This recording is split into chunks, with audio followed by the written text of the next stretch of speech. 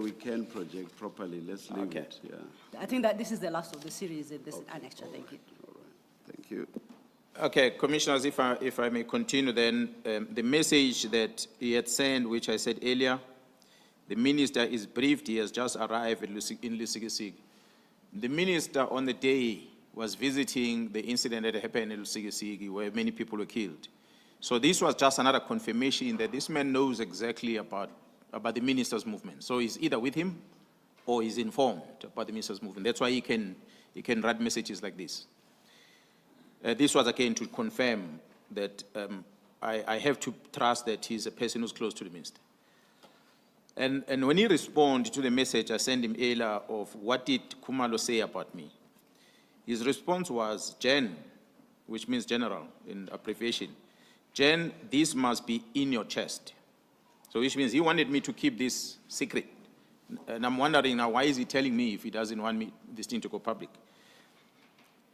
And then my response, of course, because I wanted him to get me information, I said, trust me on this one. And then he wrote a message, which followed at the bottom of 318, which reads, I'm going to read it on the record. You are having your interest, and that maybe you are having your own cattle. You don't listen to the CI, that is crime intelligence. Then Masimula intercepted him. So, which means General Masimula was in that meeting as well.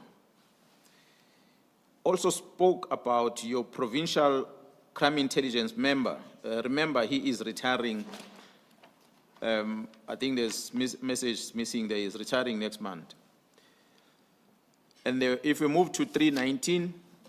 Can you please, in your own words, explain what the first part of this text means, starting from you are having right up to intercepted him?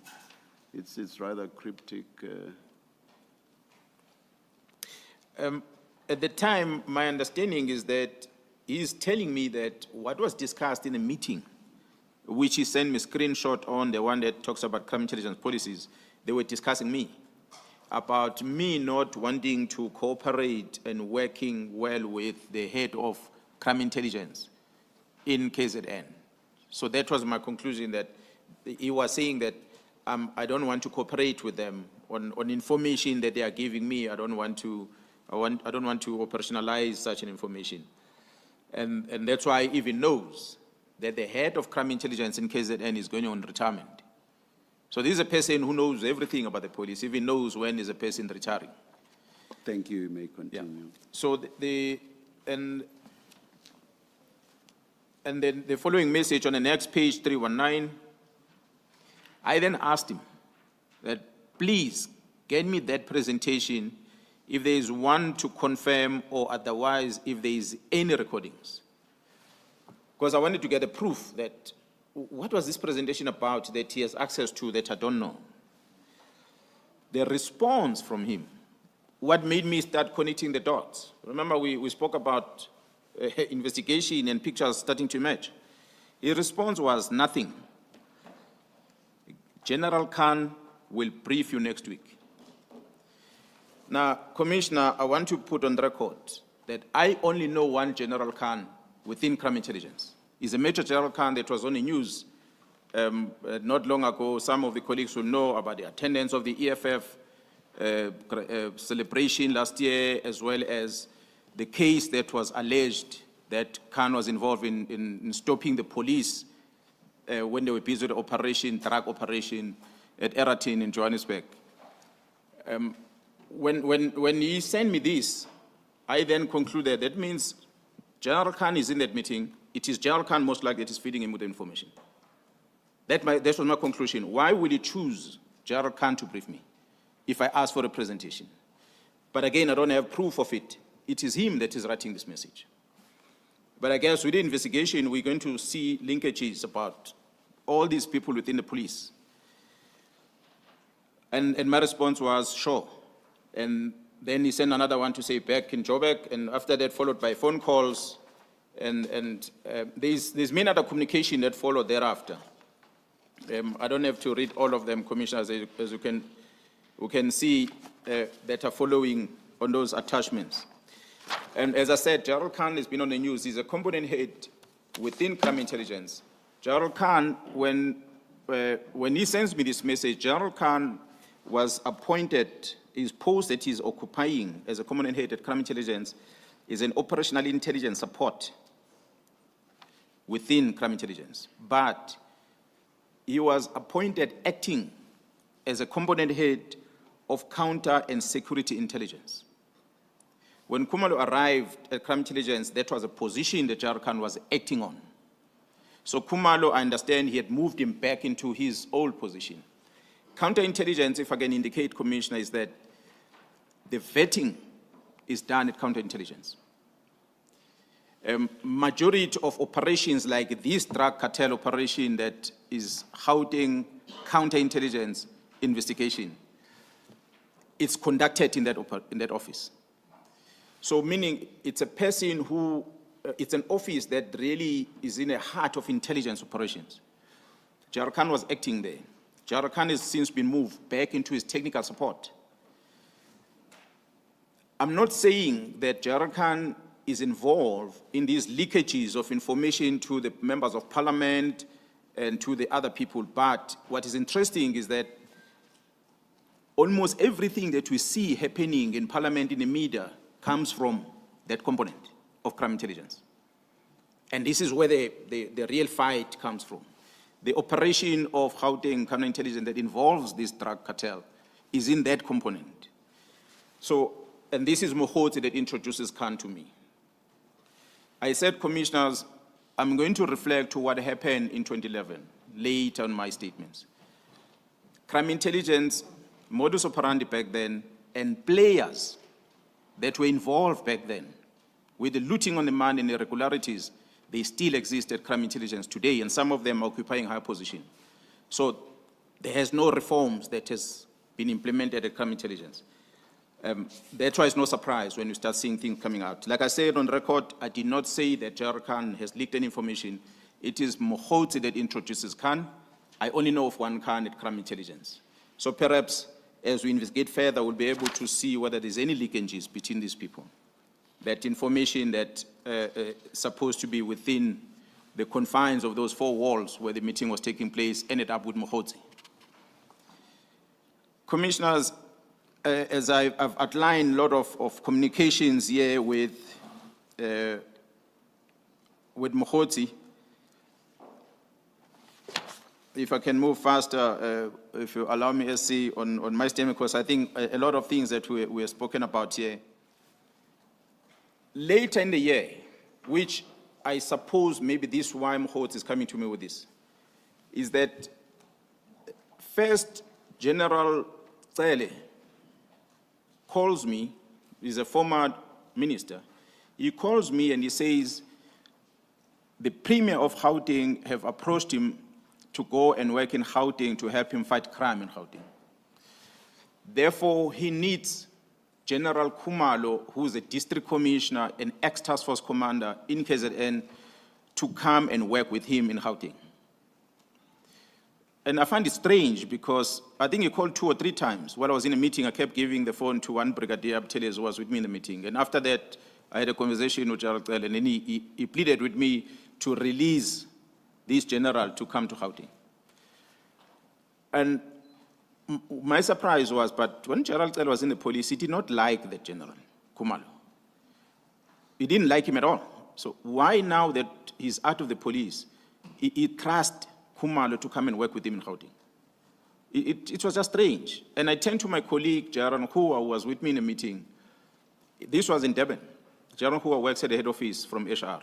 So I turned to her and said, but I received a strange call here. Gerald Cele is asking me to approach Khumalo, who's a district commissioner in Zululand, to come and work with him in Gauteng, meaning he must resign from the police and go and work in Gauteng with him for 5 years, then he'll come back into the police, which was very odd. And Gerald Hua was also confused. He said, but as far as I know, Cele didn't like Khumalo. And he made all of us at the head office to believe that Khumalo is a bad person. Why will he now suddenly want Khumalo to work with him? So it was just a strange call. I then contacted Gerald Khumalo. He's a major general. I phoned Gerald Khumalo. I said, Gerald Khumalo, this is a request I received from General Cele. General Khumalo just laughed and he said, well, don't worry, the general is not serious about that. So I asked him, what do you mean? He said, no, he's not serious. He wants me to back off on the case against Khan, General Khan from Crime Intelligence. So Cele is pursuing Khumalo to resign from the police so that he can stay away from the disciplinary case because he was appointed to deal with that case departmentally against General Khan. So Khumalo says, no, this is the approach of Cele to want me to back off. And that got me so upset, commissioners, that can really General Cele go to the extent of wanting a person to resign from the service because he wants to protect someone? It was very strange. I did not talk to General Cele from the day. I did not talk to him. I was very upset. It disappointed me as a person who's a former minister in the police. I was just upset. Fast forward, commissioners, the police have got two disciplinary processes. It's what's called expeditious, and the other one's a normal disciplinary process. Expeditious, you basically, in short, I could say, we're already saying to you, you are guilty of an offense. Come before a presiding officer to explain why you say you're not guilty, in a way. But in a normal process, the employer must present the allegations, and you have a chance to cross-examine witnesses and argue a case. And then you have a presiding officer that must decide. So the initial disciplinary procedure that was initiated for General Khan on that interference with the drug in Johannesburg was that of an expeditious process. So Khumalo was then appointed as a person who's going to preside over that. And Major General Khan approached the court granted, they overturned that and they say, no, we must go to a normal disciplinary hearing where he has a right to be represented and bring witnesses and question the witnesses and so forth. And therefore, there must be presiding officer appointed. Then General Khumalo, the Divisional Commissioner of Crime Intelligence, approached me and he asked me to be a presiding officer. I then agreed. Shortly after agreeing to be presiding officer, not long after that, I started getting this communication from Mr. Mogotsi. But at that time, I'm not understanding as to what this communication, what is the background of this communication. But he started communicating these things to me. That's why he throws General Khan's name in it. And later, I think, I cannot remember exact date, I think it will have been the beginning of the year, I received an inquiry. Actually, I received a phone call from the very same journalist, Mkhwanazi of Africa. His call was, you remember the story I asked you about of what happened in Bangin? I said, yes. He said, but my colleague has just approached me, confronted me about that story and is asking him, why didn't he publish the story? And he said, no, but there was no story there. I listened to this thing and it just didn't make sense. Somebody is trying to peddle and frame Jerome Kwans for nothing, so I didn't publish this. And in his own words to me, Mkhwanazi Africa was, this colleague of his says to him, now I'm forced to publish the story. And Mkhwanazi found it strange, so he called me first. He said, hey, who did you upset somewhere in the police? Then I said, no, I don't know anything. They said, but is anything happening in the police that will lead people to want to publish this thing that is a year later, so old, they'd want to publish? Then I said, well, the only thing I know is that I'm going to be presiding over a disciplinary case. So he asked me, whose disciplinary case is that? I told him it's for General Khan. He said, oh, no, now I connect the dots. Because my colleague and General Khan are close. It could be coming from there. That is his words. Mkhwanazi will come here and say that. But I told him that I'm going to talk about this. He said, no, if he's called here, he will come and talk about it. I know who the colleague is. I'm not going to say it in public. He will perhaps, if you want to divulge that, he will. That's why I'm saying there are players within the media houses that are part of. So shortly after that, I received a message from the very same colleague of Mkhwanazi. He sent me a question about the same incident. I gave him a full explanation as I did here to Bran Mogotsi. A full explanation. A logic journalist will have understood and said, okay, well, this is just a malicious thing, and don't publish that. But that find itself to the newspaper on a Sunday. Commissioners, It is fair, that's why I like the investigative journalists. I think they're credible because they investigate first before they talk. I like the ones on TV behind cameras because they give it as is. The others that will just get information from others and write it becomes question marks, which what happened to this one. And which Sunday publication was there? I know the name of the journalist. I cannot remember exactly the Sunday, the paper. I don't want to, I might end up being sued if I mention the wrong name here. But I know the name of the journalist, so I can give you the name of the journalist. You said you are not divulging it. Yeah, Right, I'll give you the name of the journalist, you'll write, and you'll see the trend throughout, up to now. It's the same journalist that is part of the squad. Well, there are others that are linked with him, but he's the main one. So the story goes out, commissioners, to the newspaper. It's an allegation that was made by Mogotsi that someone wants to open a case against me. Now, in the newspaper is my full picture there, and the big heading, allegations against Gerald Mkhwanazi defeating, and they write a story for the pen. They, of course, write my response. So, but the problem is, it is my face there, not the complainant. It's my face that is there. The heading creates question marks about my integrity as a person, as a senior officer in the province. They put my full response on the paper. So a person who reads the paper will get to understand the context of this heading and the story. They will be fine with it. But for you to get into a newspaper, must subscribe, must pay money. Some of us don't necessarily subscribe to papers, but there's social media that is free. Now, on the social media, they take the heading because you are limited on what you write in there. They take the heading of allegations that Gerald Mkhwanazi is accused of defeating end of justice against a drug dealer at Kalagabusha. And that goes into their media account, social media account. And that which spreads like wildfire because people access it easy. Remember, they don't have a privilege of reading the full report that is on the paper. They are just taking it from this headline. And the picture is painted. The Mkhwanazi is a bad person. And they're achieving what they want. So I took it as a pressure for me to back off from the case that I was going to preside over of Gerald Khan. How do I prove that? Is because Gerald Khan's lawyers, they even wrote to me on emails and said, there's these things about you on the media, so we are in doubt of your independence in dealing with Khan. They wrote to me that, and that's what they said on email. So that's when I deducted that, oh, the pressure was for me to back off on this disciplinary case. So what Khumalo told me that they were wanting him to resign because they wanted him to back off on the case. So why will they go all out to try and get us to back off on the case against Gerald Khan? I'm an independent person.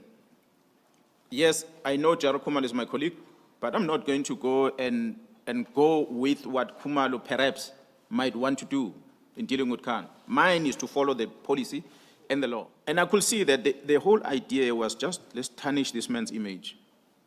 And that's all. So that's what they did. They created the doubt. So fast forward, the disciplinary case comes, and I believe I was fair to Gerald Khan.